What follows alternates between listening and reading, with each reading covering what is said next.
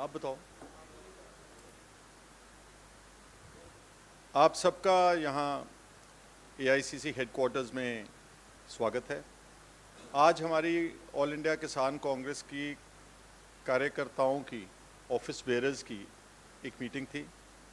Meeting का मकसद ये था कि ऑलमोस्ट इन मिड नवंबर जो हमारे नए अध्यक्ष बने हैं खड़गे जी, उनसे बात करके हम एक प्योरली ऑल इंडिया किसान कांग्रेस के कार्यकर्ताओं का, वर्कर्स का, ऑफिस बेयरर्स का, सारे देश का एक यहाँ सम्मेलन करवाएंगे ऑल इंडिया कांग्रेस कमेटी के यही इसी दफ्तर में। वो लगभग मिड नवंबर में होगा और जो समस्याएं हैं जो किसानों की सारे देश की, उनके ऊपर खुल के चर्चा होगी। क्योंकि 20 नवंबर से पार्लियामेंट शुरू हो रही है। मैं चाहूँगा कि पार्लियामेंट में भी किसान और खेत मजदूर, गरीब आदमी का, उनका ज़्यादा से ज़्यादा मुद्दे जो हैं वो पार्लियामेंट में उठाए जाएं। कारण ये है कि अनफॉर्चुनेटली जो बीजेपी की गवर्नमेंट चल रही है पिछले 8 साल से, there is no concrete agriculture policy at all for the country. कुछ भी नहीं है, सिर्फ एमएसपी ऐलान कर देना, और वो भी ऐलान इतना मियागर है, इतना थोड़ा है। जितनी फसलों के ऊपर उन्होंने ऐलान किया है वो 2% से लेकर के 9% इंक्रीज तक है। जबकि अकेला डीजल पिछले कुछ सालों में has not only gone sky rocketed but almost double the price. आज देश में डीजल की कीमत तकरीबन 90 रुपये लीटर है, और ये सबसे ज़्यादा बड़ा इनपुट है किसी भी एग्रीकल्चर क्रॉप के लिए। इसके अलावा जो हमारे फर्टिलाइजर्स हैं, जो हमारे पेस्टिसाइड्स हैं, आप ह्यूमन रिसोर्स की, लेबर की कॉस्ट देखो कहाँ चली गई है। एक आम मजदूर अगर दिहाड़ी है जो दिन में, वो इस वक्त 500-600 रुपये की दिहाड़ी कम से कम नॉर्थ इंडिया में इतनी मांग रहे हैं। और लेबर की कॉस्ट बढ़ने से टोटल एग्रीकल्चर एग्रेरियन इकोनॉमी की कॉस्ट जो है वो बहुत ऐड ऑन होती है।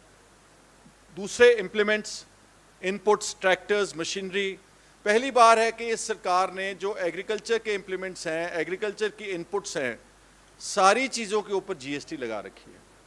और अगर कोई केयरफुली कैलकुलेट करे, जितनी एमएसपी हमारे को देने की कोशिश कर रहे हैं, उससे कई गुना ज़्यादा कॉस्ट ऑफ इनपुट जो है वो फार्मर्स की बढ़ चुकी है, जिसके कारण कंसिस्टेंटली जो किसानों का और खेत मजदूरों का जो ट्रेंड है सुसाइड्स का और जो कर्जे का ट्रेंड है वो बहुत तेज़ी से बढ़ रहा है। हमारे पंजाब में, हालांकि it is one of the most progressive state and we are considered the most progressive agrarian economy, लेकिन पंजाब की अगर आपको बात बताऊं तो 1 लाख करोड़ से ज़्यादा कर्जा पंजाब के किसान, छोटे और दरमियाने के ऊपर है। और पंजाब जैसी स्टेट सबसे ज़्यादा सुसाइड फार्मर्स, आम आदमी पार्टी की गवर्नमेंट है पिछले 7 महीनों से, वहाँ पर कम से कम 60 से ज़्यादा किसान कर्जे की मार ना झेलते हुए वो सुसाइड कर चुके हैं। और यही ट्रेंड सारे देश में है, यही ट्रेंड कर्जे का है और यही ट्रेंड सुसाइड्स का सारे भारत में चल रहा है। इसलिए जो एमएसपी इंक्रीज़ की गई है, वो जो मोदी साहब और बीजेपी बोलते थे कि हम स्वामीनाथन कमेटी का फॉर्मूला लागू करेंगे एमएसपी तय करने के लिए, और जो भी कॉस्ट होगी इनपुट की उसको सबको कैलकुलेट करके over and above we will be paying 50% profitable MSP. लेकिन वो बहुत बड़ा झूठ साबित हुआ। अगर आप आज की बात कर लें तो जो पैडी की कीमत है, अगर स्वामीनाथन कमेटी की रिपोर्ट से पैडी और वीट की आप गेहूं की बात करें तो इनकी कीमत आज कम से कम 4-4 हज़ार रुपये क्विंटल से ज़्यादा होनी चाहिए, लेकिन उससे आधी हैं सिर्फ। इसलिए बीजेपी का पर्दाफाश हुआ इस बात के ऊपर। और सबसे बुरी बात है कि इतना बड़ा आंदोलन हुआ किसानों का, 600 से 700 किसान, अनफॉर्चुनेटली उनकी मौत हो गई दिल्ली के बाहर बैठते हुए। उन्होंने जब आंदोलन ख़त्म किया तो बीजेपी ने प्रॉमिस किया था कि हम आपको एमएसपी गारंटीड लॉ देंगे। अब 1 साल के बाद उस गारंटीड लॉ से भी भाग रहे हैं। और जो कमेटी बनाई है एमएसपी के लिए 26 मेंबर, उसमें सारे, it is non representative in character, उसमें सारे या तो वो किसान ऑर्गेनाइजेशन जो पहले ही प्रो बीजेपी हैं, जो आंदोलन के वक्त भी किसानों के साथ नहीं खड़ी थी, बीजेपी सरकार के साथ खड़ी थी, या उसमें बहुत सारे अफसर हैं, उसका जो चेयरमैन है वही टेक्निकली एरोनियस है, एक आईएएस अफसर, रिटायर्ड एग्रीकल्चर सेक्रेटरी, जिसको खेती के बारे में, मजदूरों के बारे में, ज़मीन के बारे में कुछ इल्म नहीं है।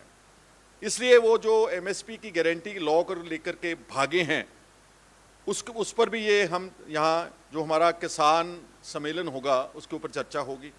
सिमिलरली जो केसेस दर्ज किए गए किसानों के ऊपर, almost 30,000 criminal cases were registered during 1 year of farmers agitation, वो आज तक बीजेपी ने उन केसेस को मुकदमों को वापस नहीं लिया। एक इलेक्ट्रिसिटी अमेंडमेंट बिल था हमारा, जो हम नहीं चाहते थे कि रेगुलेटर्स जो है वो सारे रेगुलेटर्स जो गवर्नमेंट ऑफ इंडिया स्टेट्स में जाकर के पावर सेक्टर में अपॉइंट करे, क्योंकि बीजेपी की वही कोशिश है कि पावर का सेक्टर जो है उसको भी प्राइवेटाइज किया जाए। लेकिन बहुत सारे जो पावर की कंपनीज हैं गवर्नमेंट की स्टेट्स में, उन्होंने सारा पावर ट्रांसमिशन, सारी डिस्ट्रीब्यूशन, सारा इंफ्रास्ट्रक्चर उन्होंने आप बिल्ड किया है। जैसे पंजाब की बात कर रहा हूँ, हमारा जो पीएसपीसीएल है उसमें 1% भी प्राइवेट कंट्रीब्यूशन नहीं है, चाहे वो तारें बिछाने की बात है, खंबे लगाने की बात है, ट्यूबवेल्स लगाने की बात है, कनेक्शन देने की बात है, not even 1%। But electricity amendment bill के हिसाब से जो होगा रेगुलेटर, जो पॉलिसी होगी वो केंद्र सरकार अपनी मर्जी से बना।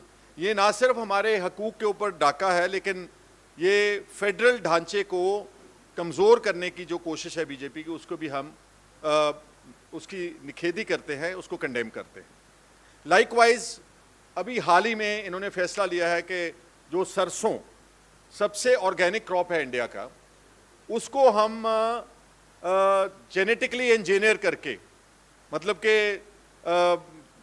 मॉडिफाई करके, उसका पॉइजनस वर्जन आ रहा है मस्टर्ड का इंडिया में, जिसको मान्यता दी है बीजेपी की सरकार ने।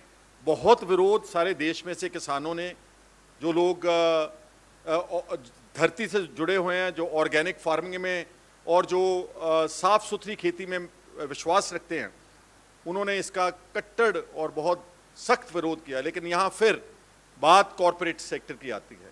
ये सारे modified genetically engineered mustard crops will land up into the hands of corporates like Ambani's and Adani's, like all the crops across the nation.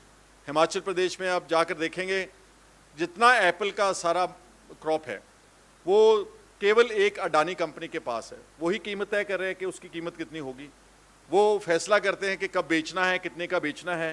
किसान उसको पालने में पूरा साल लगाता है, उसका कितनी मेहनत लगती है, लेकिन फैसला जो है उसका भाव जो है वो अडानी और कॉरपोरेट्स तय करेंगे।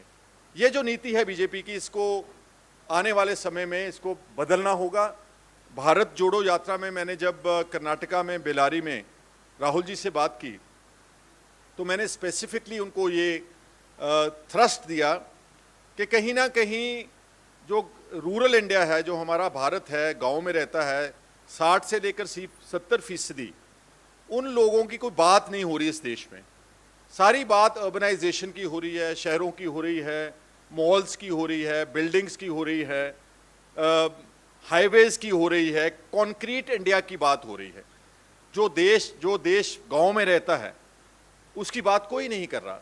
और बीजेपी ने खास तौर के ऊपर, अगर आप देखें, पिछले पार्लियामेंट सेशन में उन्होंने आप कबूला है कि हमने पिछले 5 सालों में 10 लाख करोड़ रुपया कॉरपोरेट्स का राइट ऑफ किया है, जिसको बोलते थे कि this is non productive assets, NPA accounts हो गए हैं, इसलिए हम इसको राइट ऑफ कर रहे हैं। ये एक बहुत बड़ी डिस्क्रिमिनेशन है किसानों और खेत मजदूरों के खिलाफ। इसके बहुत मुकाबले पर थोड़ा कर्जा किसानों का सारे देश में, बहुत थोड़ा, अगर बीजेपी चाहे तो उस कर्जे को हटा सकती है, माफ़ कर सकती है, लेकिन क्योंकि उनकी नीति किसान विरोधी है, खेत मजदूर विरोधी है, इसलिए कोई काम वहाँ पर भी इस बात पर कुछ नहीं हो रहा।